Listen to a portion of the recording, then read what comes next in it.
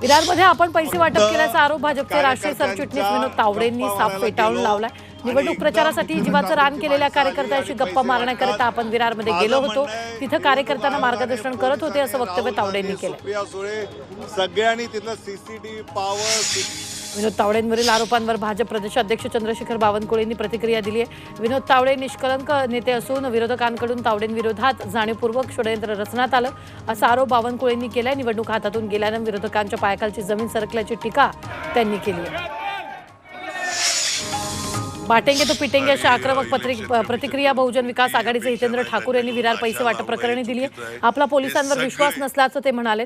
भाजपचे राष्ट्रीय सरचिटणीस विनोद तावडेंनी पैसे वाटले असून हे प्रकरण पोलीस दाबून टाकतील असा आरोप हितेंद्र ठाकूर यांनी केला। भाजप नेते विनोद तावडेंना तात्काळ अटक करावी अशी मागणी काँग्रेसचे महाराष्ट्र प्रभारी रमेश चेन्नीथल यांनी केली आहे। तर महाराष्ट्रातील पैसे वाटपाच्या घटनांची निवडणूक आयोगानं सखोल चौकशी करावी अशी मागणीही त्यांनी केली। विरारमधील घटना ही कुठलाही सशक्त लोकशाहीसाठी धोकादायक असल्याची प्रतिक्रिया सुप्रिया सुळेंनी दिली आहे। पैसे वाटून जर निवडून यायचं असेल तर नैतिकता राहिली आहे की नाही असा प्रश्न त्यांनी उपस्थित केला। भाजपनं माफी मागून राजीनामे दिले पाहिजेत अशी मागणी सुप्रिया सुळेंनी केली। विनोद तावडेंच्या पैसे वाटपाच्या आरोपांवरून काँग्रेस नेते सचिन सावंतांनी टीका केली। प्रचार संपल्यानंतर तावडे हॉटेलमध्ये काय करत होते असा सवाल त्यांनी उपस्थित केला। तर या प्रकरणाबाबत निवडणूक आयोगानं स्वतंत्र भूमिका घ्यायला हवी अशी मागणी केलेली आहे। चंद्रपूर जिल्ह्यात आपल्याला धक्काबुक्की झाल्याचा आरोप भाजप नेते सुधीर मुनगंटीवारांनी केलाय। तर मूल तालुक्यातील कोसबीमधील ही घटना आहे। गावात सदिच्छा भेटीसाठी मुनगंटीवार गेले होते, तिथे आपल्याला काँग्रेस कार्यकर्त्यांनी धक्काबुक्की केल्याचा आरोप मुनगंटीवारांनी केला। चंद्रकांत टिंगरे यांच्यावर झालेल्या हल्ल्याचा आम्ही निषेध करतो असं वक्तव्य अंकुश काकडेंनी केले। दुचाकीवरून आलेल्या हल्लेखोरांवर तात्काळ कारवाई झाली पाहिजे अशी मागणी काकडेंनी केली। तर पोलिसांनी याकडे लक्ष द्यावं असं काकडे म्हणाले। वंचितचे उमेदवार दिलीप मस्के यांच्यावर काल मध्यरात्री अज्ञातानं जीवघेणा हल्ला केला होता। या हल्ल्याप्रकरणी वंचितचे कार्यकर्त्यांनी धनगर समाज आक्रमक झाला। हिंगोलीच्या कळमनुरी पोलीस ठाण्यासमोर शेकडोच्या संख्येनं कार्यकर्त्यांनी ठिय्या आंदोलन केलं। हल्लेखोरांवर गुन्हा दाखल करण्यासाठी कार्यकर्त्यांनी ठिय्या मांडला।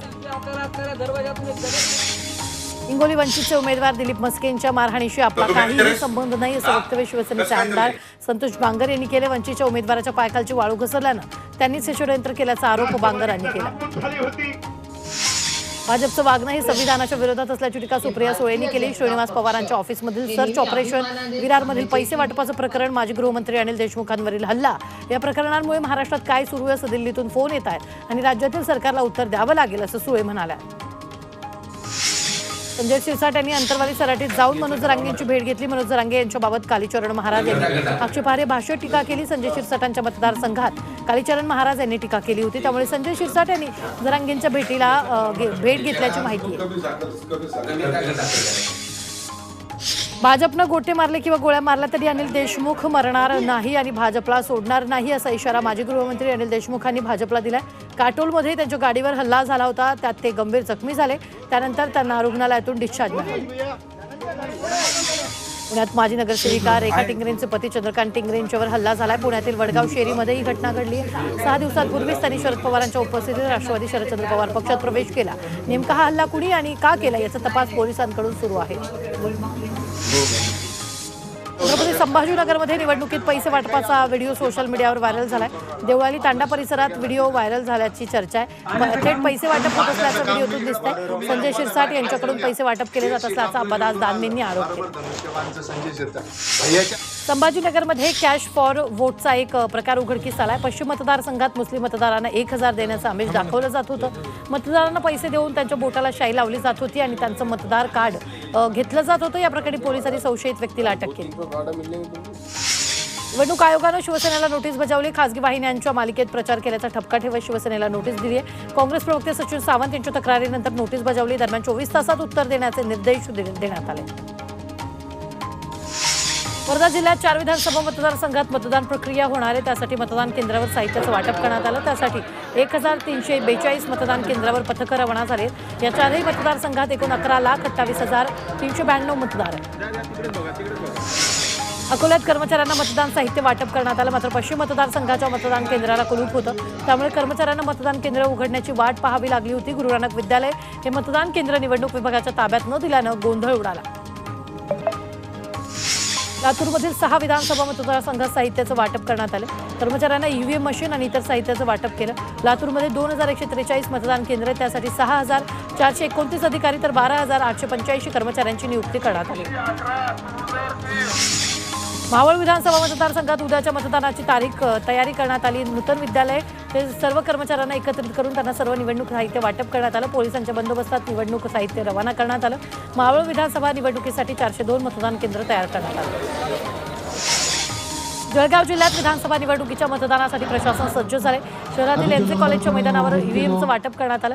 तर जळगाव जिल्ह्यात 3683 मतदान केंद्र आहेत. या ठिकाणी 5000हून अधिक पोलीस अधिकारी आणि कर्मचारी तसंच 3000हून अधिक होमगार्ड या निवडणुकीत कर्तव्य बजावणार आहेत. अहिल्यानगरमध्ये मतदान प्रक्रियेसाठी प्रशासन सज्ज झाले. अधिकारी आणि कर्मचाऱ्यांना मतदान केंद्रावर पोहोचण्यासाठी बसेसची व्यवस्था करण्यात आली. तसंच निवडणूक प्रक्रिया सुरळीतपणे पार पडण्यासाठी 4000 पोलिसांचा बंदोबस्त करण्यात आला. अमरावतीत विधानसभा निवडणुकीसाठी प्रशासन सज्ज झाले. जिल्ह्यातील प्रत्येक एसडीओ कार्यालयातून मतदान साहित्याचं वाटप करण्यात आलं आणि या प्रक्रियेत 2708 कर्मचारी कर्तव्य बजावत आहेत. तर कायदा आणि सुव्यवस्थेसाठी 1917 पोलीस कर्मचारी तैनात करण्यात आले. भंडाऱ्यात विधानसभा निवडणुकीसाठी 134 एसटी बसची व्यवस्था करण्यात आली. निवडणूक विभागाच्या मागणीनुसार ही व्यवस्था करण्यात आली. वाशिम जिल्ह्यात मतदान प्रक्रियेसाठी प्रशासन सज्ज झाले. मतदान प्रक्रियेसाठी लागणारं साहित्य मतदान केंद्रावर पोहोचवण्यासाठी जवळपास 119 एसटी बस आणि खासगी वाहनांची व्यवस्था करण्यात आली. जिल्ह्यात 3 मतदारसंघासाठी 4400 कर्मचारी नेमण्यात आले. गोंदिया जिल्ह्यात 1285 मतदान केंद्र आहेत. निवडणूक कर्मचाऱ्यांना ईव्हीएम, व्हीव्हीपॅट तसंच इतर मतदान साहित्याचं वाटप करण्यात आलं. जिल्ह्यात 11,25,100 इतकी मतदारांची संख्या आहे. पिंपरी चिंचवड आणि भोसरी विधानसभा मतदारसंघात निवडणूक कर्मचाऱ्यांना निवडणूक साहित्याचं वाटप करण्यात आलं. पिंपरी चिंचवड शहरात 1454 मतदान केंद्र आहेत. चंद्रपूर जिल्ह्यातील 6 विधानसभा क्षेत्रात उद्या मतदान प्रक्रिया पार पडेल. 2000 मतदान केंद्रांसाठी जवळपास 14,000 कर्मचारी आणि सुरक्षा बंदोबस्त तैनात करण्यात आला.